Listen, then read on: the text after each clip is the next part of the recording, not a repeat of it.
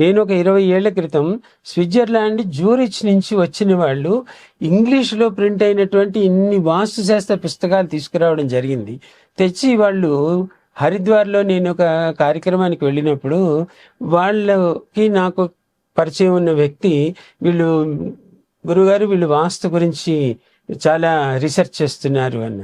Research అనే పదం English పదం కాబట్టి దానికి విలువ ఎక్కువగా ఉంటుంది అని మన వాళ్ళ అహంతో కూడిన ఫీలింగ్ అనమాట.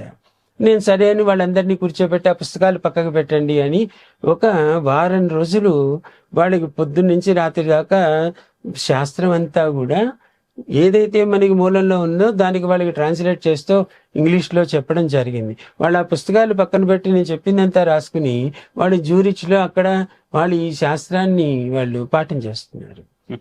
కానీ నాకు అప్పుడు తెలిసిన విషయం ఏంటి అంటే అక్కడ ఆ ఇంగ్లీష్ పుస్తకాలన్నీ కూడా అమెరికాలో ప్రింట్ అయ్యాయి, ఇంకో చోట ప్రింట్ అయ్యాయి. దాంట్లో అంతా వాస్తుశాస్త్రం అంతా ఉంది. మరి ఇదే వాస్తుశాస్త్రాన్ని అంటే గ్లాసులో కాఫీ ఇస్తే అదేమో బాగాలేదు, కప్పులో ఇస్తేనేమో చాలా రుచిగా ఉంది అంటున్నాం. అంటే ఆ వివేకంతో మనం కొట్టుమిట్లాడుతున్నాం.